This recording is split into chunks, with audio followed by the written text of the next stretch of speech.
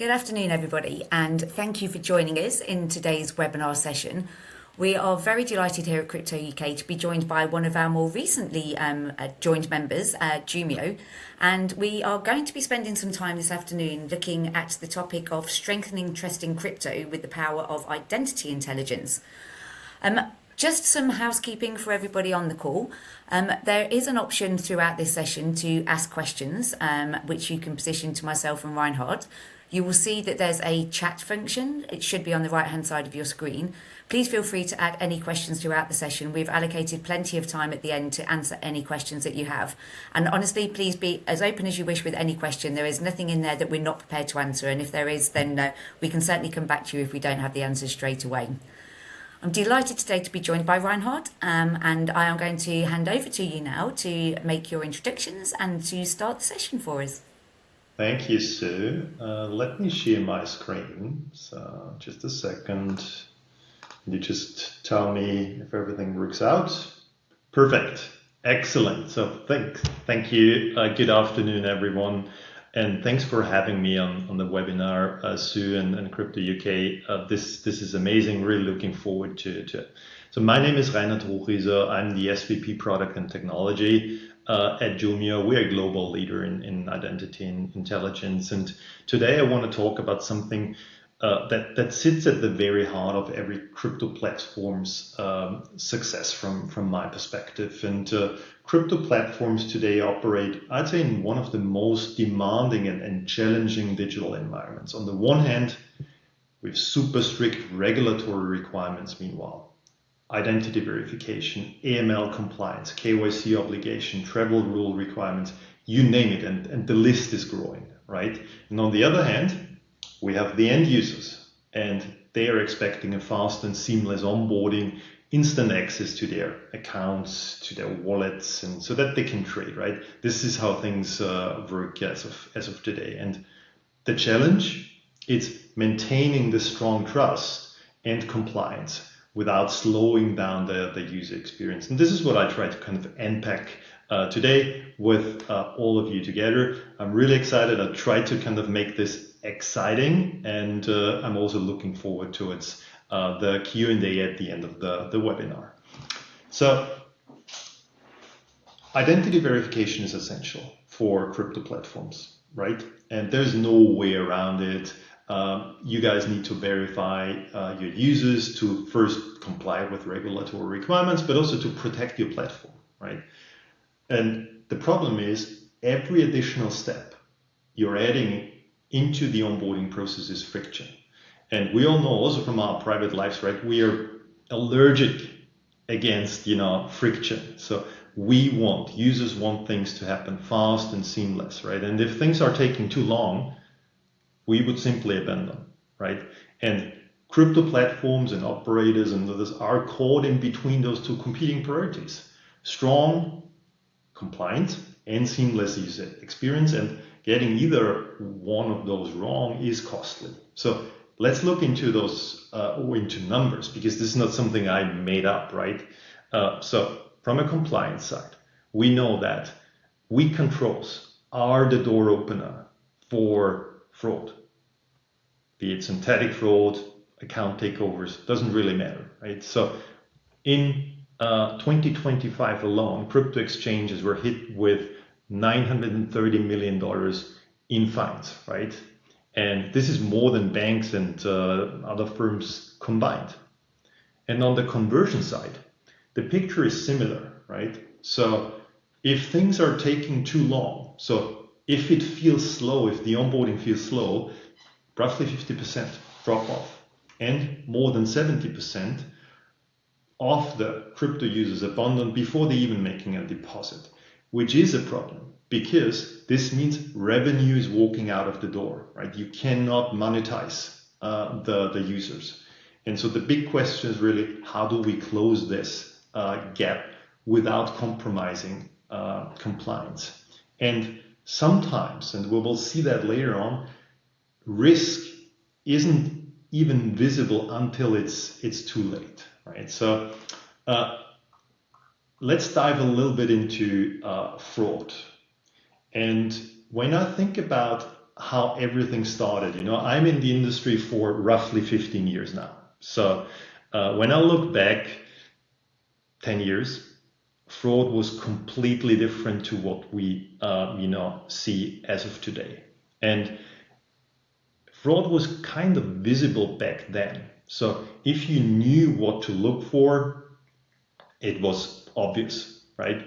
And there have been 3 patterns back then, like photoshopped IDs. When someone was changing fonts or some security features were odd or holograms were not quite right, if you had a trained analyst, it was super easy to spot. Or we had a lot of cases where people just printed out things, printed out a selfie or printed out a document and just tried to hold it into the camera, or stolen documents, right? So there have been plenty of those patterns, and all of them together, there's one thing: it was not scalable, which means typically this was a one-off thing. You had to do something in Photoshop, then you have to do it again, and that's the huge difference. So every fraud attempt required a hands-on effort, some technical skill, and sometimes also luck. And this changed entirely. And I'm gonna share, or I'm gonna just display a short video in a moment. So focus on the 2 guys on the screen. So one is Tom Cruise.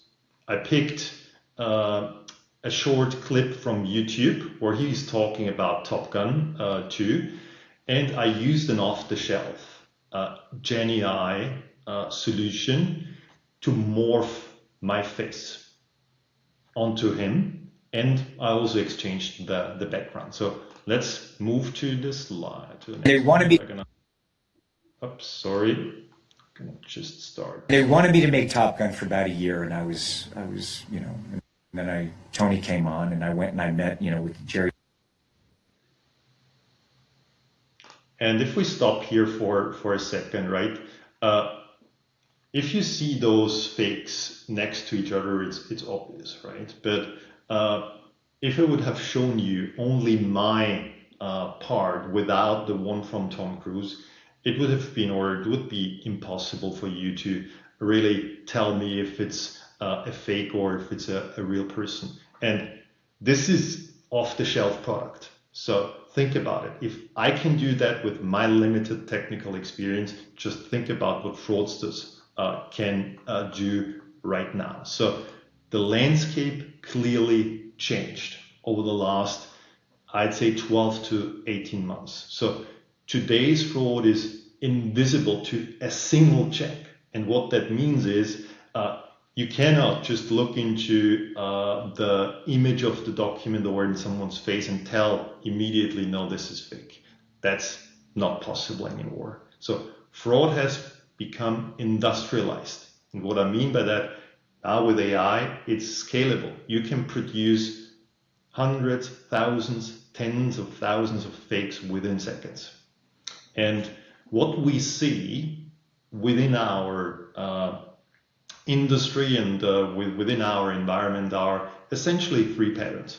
Synthetic identities. This is where kind of I always see it that reality meets fiction. So you might take a photo of a legitimate document and then you replace the data elements with either stolen data from the dark web or with fictional data, right? So, and typically the way how this is used to bypass identity checks is injections. So someone is spoofing or mimicking a smartphone or a computer's camera. So you believe that the video stream is coming from a genuine device, but essentially it's not, right? And who is doing this? Now we see a lot of fraud rings, right? So this is orchestrated, typically an organized attack. If they are successful with one platform, then they typically scale that across multiple platforms, across multiple vendors, and then they move into other industries as well. So the problem is really this single check, one ID verification or one check, trust forever. That does not work anymore. We need visibility across the entire identity's lifecycle. And this is what we're going to dive into right now. And I'll come up with a real world example because I believe it's always great if we can look into something so that we all understand what that means. And this is why, I've brought up this slide of, do you trust this person? Because we're going to look into this now, right? So let's start from left to right. And the very first one, his name is Juan Perez, right? So he signs up on a crypto exchange platform. Let's call it CryptoUK. You can see that bottom left. The verification passes, so everything looks clean, low risk, approved, right? A few months later, the same person's coming back, opening a wallet on a different platform, chain wallet, right? Same phase, using a different device, not a problem. The check passes again, still everything looks clean. And then a new account appears on a decentralized trading platform. We called it SwapBridge, right? A different name this time, but the same biometrics. Each interaction looks legitimate on its own, and this is the main difference. So each platform made the right call based on the information they had back then. But when you connect those moments together, the pattern becomes clear. So it's one fraudster, there are 3 approvals, and completely undetected fraud. So only if we do the biometric matching, if we do the comparison of the data points with each other, then this pattern becomes visible. So if we connect the data, and this is exactly how fraud rings and fraudsters are currently exploiting loopholes by using or targeting companies who are not connecting data with each other. So at the end of the day, the risk only becomes visible when signals are connected across platforms, interactions, and over time, right? So how can we move towards that? What is essentially necessary to have a great defense layer? And from our perspective, to truly understand the risk of identity or the risk associated to an individual, we must evolve beyond this single verification event that I was just talking about. It must become 3 things. So continuous, connected, and contextual. And what this means is, actually, from a high level, it is pretty simple. So let's start from the left, continuous, right? So we should not just look into one single moment of the user's lifecycle. We need to evaluate the identity over time. So not just at the point of onboarding or sign up. So really from onboarding through re-verification and then ongoing monitoring, right? Like in case there is a change of some settings, let's do a face authentication again. Or if someone is cashing out or transferring money, let's do a face authentication again. So continuous monitoring. Connected.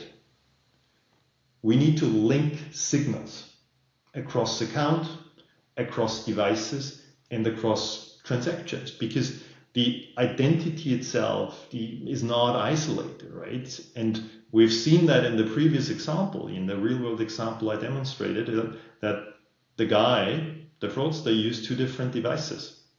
And that is obviously already a risk. And contextual, the third one, is understanding whether an activity makes sense in this moment. And what that means is, I'll give you an example.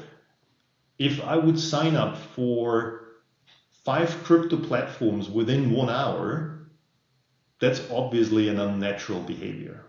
That's not something you typically do. If you do that once a month, then this is a normal behavior. And this is what we mean by contextual. We really need to take those patterns into consideration as well to understand, does this look normal or not? So instead of relying on a single decision. We are walking away from that, and identity must become something that is evaluated throughout the user's life cycle. And when we break this down by the individual three steps, like continuous, connected, and contextual, and look into it from a crypto perspective, then this means for continuous signals tell us how the behavior or the risk evolves over time. So again, it can't stop, at the KYC level. We also need to understand what happens after the onboarding, like in the wallet behavior, changes in the activity. So that matters as well. And then connected signals, because they tell us more about connections between identities. So did we see this individual across multiple companies? Did we see this device across multiple different companies and or accounts? So it's really about being able to connect and then draw the right conclusions. And context, again, as I said before, does that activity make sense at this moment in time, right? So is a daily withdrawal a normal behavior? Is an hourly withdrawal a normal behavior? So this is something we can build upon once we have that data, and then we can define what is normal and what is a suspicious behavior. And if we can combine all of those signals together, we get a much more powerful assessment of the risk associated to an individual in this case. And this is not just something which is, hypothetical, right? So we've seen this. I've personally also seen this in action, because a lot of crypto operators are already using that approach to detect patterns causing the most damage. And this is about multi-account farming, for instance. Closing the loop to what I've said at the beginning, that fraud is now becoming industrialized. So we see that fraud rings are creating thousands of accounts to exploit things like, promotions, or they do money laundering. Synthetic KYC identities, account takeover, bots, you name it, the list can be even longer, right? And here is what matters, and I think this is the main takeaway as well, is you can significantly increase the performance of your risk assessment without affecting your legitimate users, because the vast majority of the users on the platform are real and they just want to do their crypto trading. So when you do that, continuous, connected, and putting it into the right context, you can get a way clearer picture of risk. And we have seen, based on our analysis, that roughly 28% more fraud attacks can be uncovered, right, with that approach. So this means stronger fraud detection, stronger compliance, without adding friction to the experience. And that is important as well, because we want to offer users the best possible experience, right, in a super short amount of time, so that they don't need to wait for something. And this approach enables us to do way more. So we no longer need to, treat every user as a brand new identity, right? And I briefly explain what I mean by that. So think about how the onboarding happens today from an end user perspective.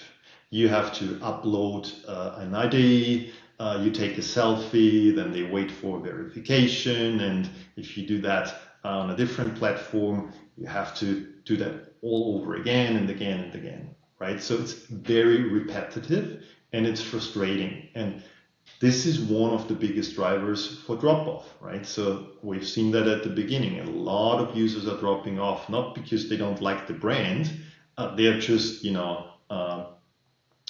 are not willing to wait, or they are frustrated about the experience.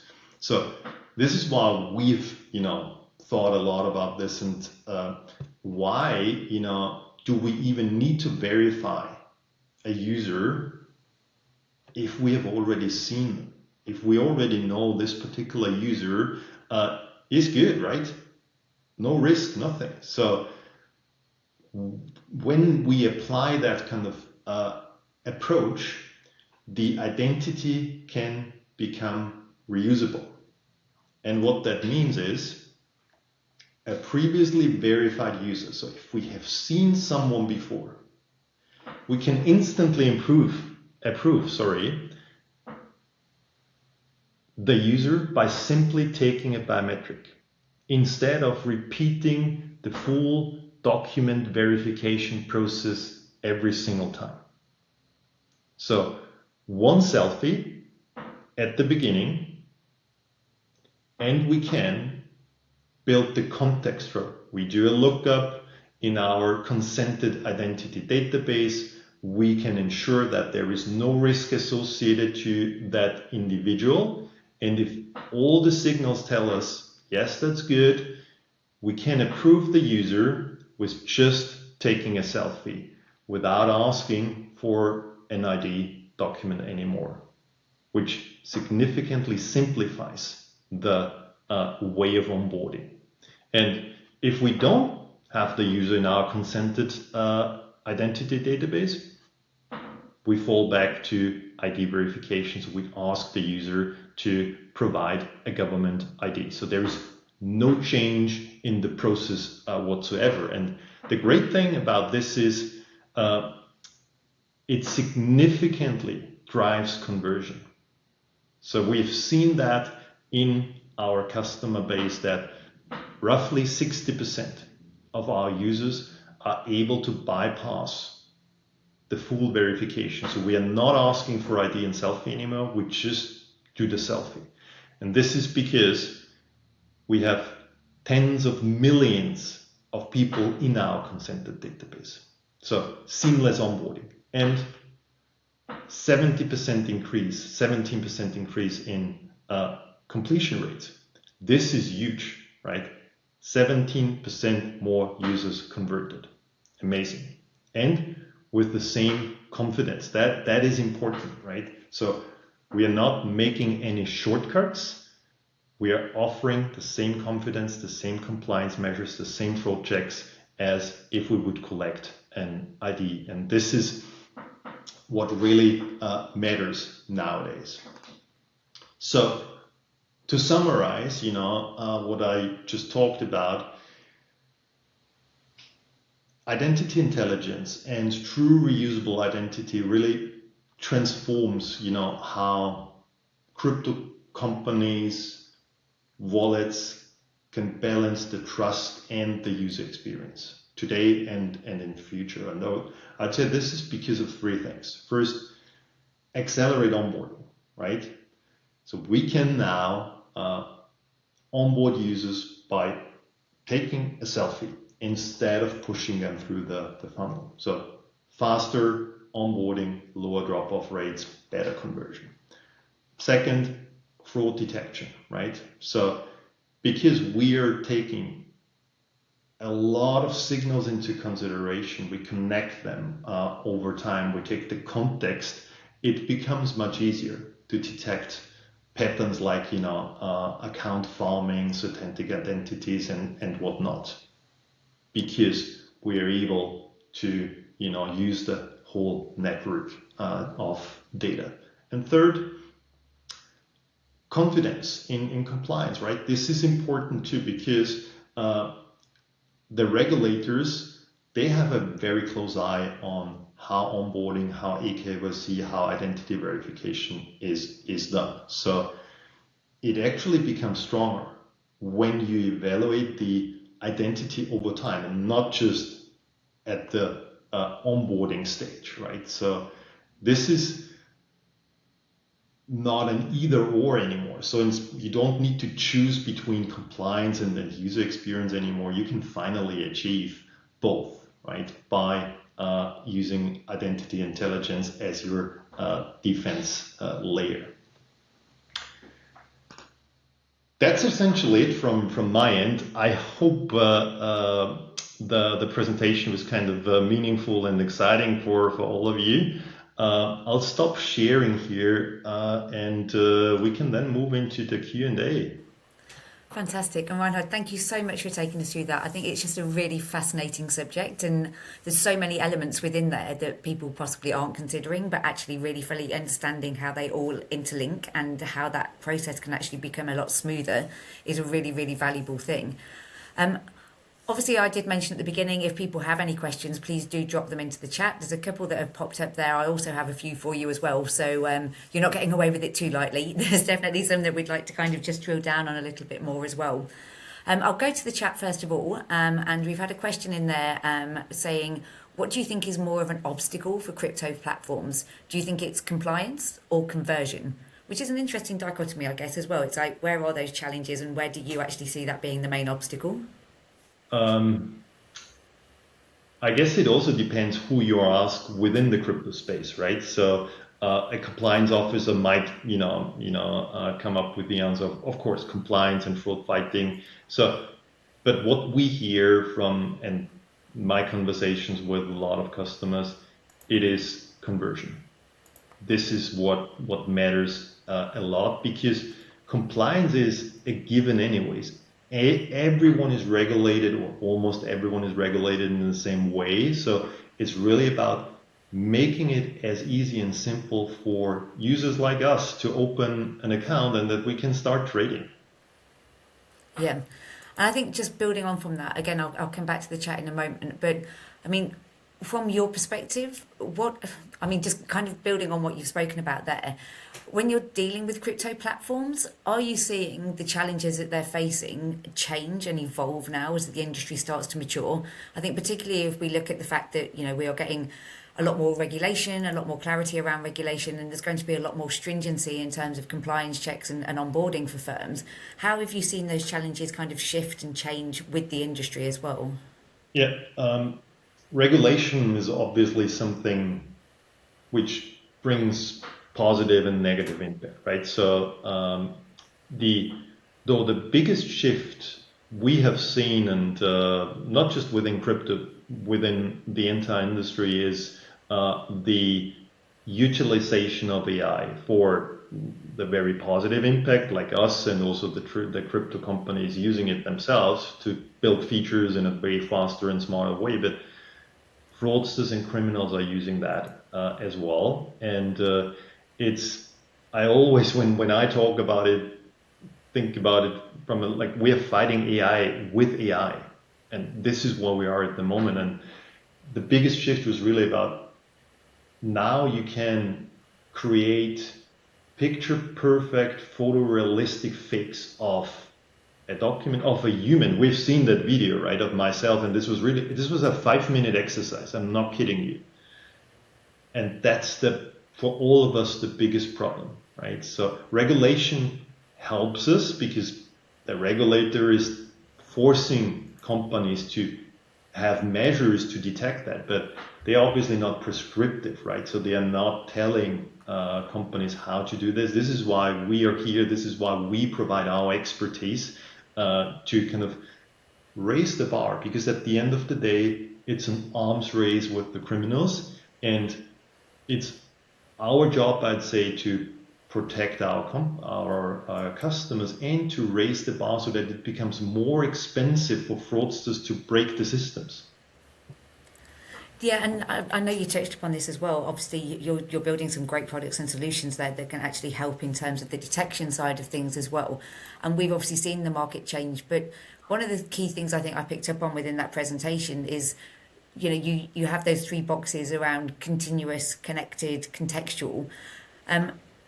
What does that mean in terms of a shift in practice and the way that organisations are actually operating? And why do you think, or why should other firms that are operating in this space think that managing risk across the whole life cycle has become such an important thing for them?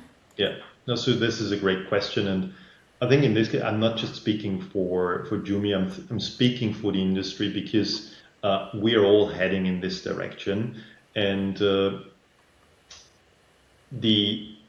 the simple answer is scalability again, right? So we typically don't see these one-off cases anymore where kind of a teenager is trying to break into a system. Yes, that's still happening, but this is the minority. The majority of fraud is scripted, industrialized, and scaled. And only if you're able to compare signals and data points and attributes within an account, but also within a global network, you can spot those, anomalies, as I would call it. Not everything is a real fraud, signal, but anomalies significantly easier and faster so that we can get back to our customers and say, hey, there was a suspicious activity. And obviously the likelihood is increasing as well that we detect something, the more often we have touching points with either a real user or someone is, just telling us he's real, but essentially it's either an AI agent meanwhile or someone who is faking something.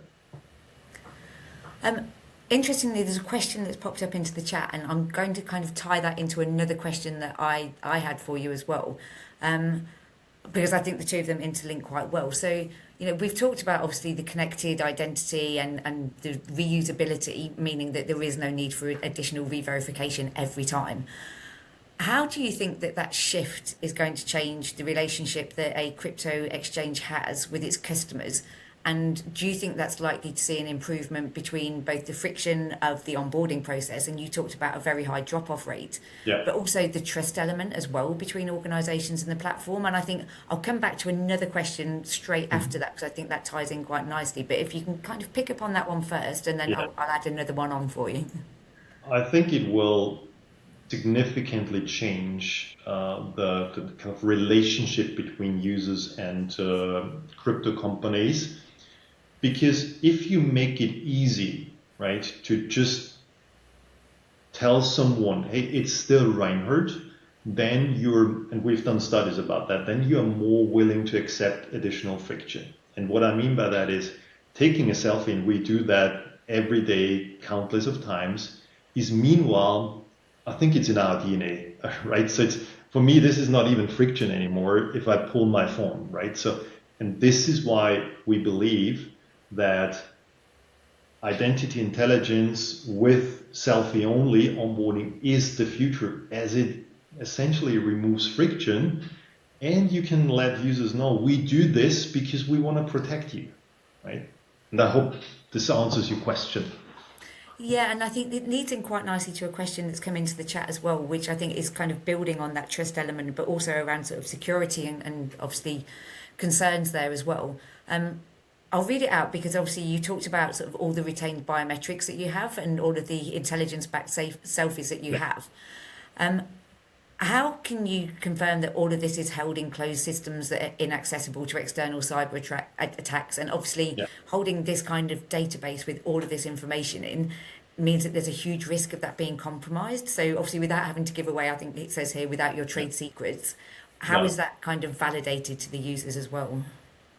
Thank you for bringing this question up, and because for me this is extremely important. I'm a European citizen, right? Raised and born in Austria with very strict privacy laws as well. And for me personally, data privacy is important too. So we, I think, have as Jumio, one of the strictest privacy and data security controls in the industry, and we believe, and I personally also believe, that you can only build trust with an end user if you are transparent about what's going on. So if you would go through the Jumio journey, you would first see an explainer of, hey, how are we going to use your data? And you have to opt in so that we are even allowed to use your data later on for biometric onboarding and for doing all the identity intelligence, tasks we've been just talking about. So it is about explainability, letting everyone know what are we going to do with the data, how are we processing it, where do we store it, what is the retention, how can I delete data if I'm not willing to participate anymore. And then obviously, and this is a given from my perspective anyways, is regulatory compliance. So GDPR, the European AI Act, which is coming into place, soon. This is all baked into our system, anyways. That's really helpful. And obviously, I mean, these things are always concerns for people. You know, as more AI adoption gets used, as more people's identities are kind of being used to validate sort of their identity and confirm who they are within platforms, there's always that concern sort of as the back end, where else is this being used? And it goes back to your earlier Tom Cruise video as well. So it's like, where can somebody find this and what can they use it for? Exactly. Maybe an opportunity here as well to, I mean, talk about some of the work that you've been doing. But another question that came in is saying, you know, this is obviously a really exciting product development. It's something that's great in terms of the wider industry.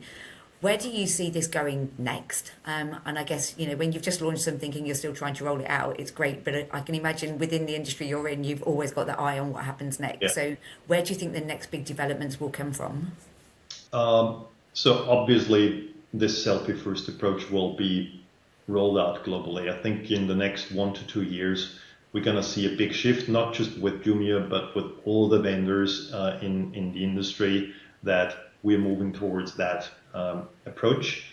On top, I think digital identities will make a huge impact moving forward as well. The European Union is taking the lead. I think we're all aware of that, and I'm pretty sure that the UK will participate soon as well. I'm super convinced, and other countries will follow. So this will help us to first increase the level of security, because digital IDs are protected in a different way, and it will also help us to simplify onboarding, so less friction, because typically the digital IDs protected using your biometrics. So I think the selfie approach we are doing in combination with digital IDs, digital wallets, self-sovereign IDs might come into the mix as well, will change the landscape, will change the way how we interact with crypto companies and other businesses significantly over the next, I would say, 1 to 2 years already. Do you think crypto platforms and crypto exchanges are a little bit late to the game here? And it's quite interesting because we had some conversations with other organisations about the adoption of AI within crypto onboarding, and there seems to be more of a reticence that this industry feels like it's moving slower than others because it's under the regulatory microscope all of the time. Are you seeing that in terms of adoption and use of this kind of technology within this industry more than others? It's again, I think it's not black and white. It really depends on also the kind of countries those companies are operating in. We see a mixed bag, right? We have crypto customers at the forefront, so they are already using all of these new things. Then we have companies or customers a little bit slower with adoption, but that doesn't necessarily mean they are not exploring and looking into it. It's just that it takes a little bit longer to roll it out internally, to adapt all their systems, so because it takes an effort as well to make changes and to roll it out, to communicate it accordingly to all the users, to your users. So I would say it's a mixed bag, but I think I cannot remember a single conversation with the client where they refuse to say, oh, no, we are not kind of adopting this new approach, or we are not kind of interested. Not at all, because at the end of the day, and I think that was my first or second slide, drop-off is the biggest problem. Money is walking out of the door. And this is what we are doing. This is our job, generating revenue, helping our customers to kind of be successful. And I think I mean, it's really hard. And I like wrapping up with a kind of overarching question. And it's always difficult when you say, what's the one piece of advice you'd give to crypto firms that aren't actually using this technology at the moment and are still considering kind of point in time identification? I think you've given so much information, so it feels like you've given us 30 pieces of advices. But if you could wrap all of that up into kind of one recommendation and one piece of advice to these firms, what would it be? Exactly, moving towards this identity intelligence approach of connecting or using, signals not just within their own account, within their own business, connected with data we see globally, because that helps us with fighting fraud, and it also enables us to kind of drive conversion by significantly speeding up the onboarding process. So I think that's, I wouldn't even call it kind of an advice. It's more like a recommendation. We're here to kind of consult and support and share what we are experiencing and what we believe. And at the end of the day, it's the crypto companies, they will experience that this approach is helping them because they will see it in their company's KPIs. Fantastic. I think we've gone through all of the questions that we had there, Reinhard. And again, it's been a really valuable and interesting session as well. And thank you to everybody on the call for all of the questions. It's been great to just dig a little bit deeper outside of the presentation. Obviously, if anybody has any further questions, if there's anything that anybody else would like to talk about or any conversations you'd like to have with Reinhard and the team at Jumio, please do get in touch with Crypto UK. We're more than happy to facilitate those introductions and conversations as well. But Reinhard, thank you so much for your time today. It's really, really been appreciated and valued. And we look forward to hopefully hearing from you again in the future as things develop and evolve. Absolutely. Thank you, Sue. It was an amazing webinar. Fantastic. Have a great day. Thanks, Reinhard. Thank you, everyone.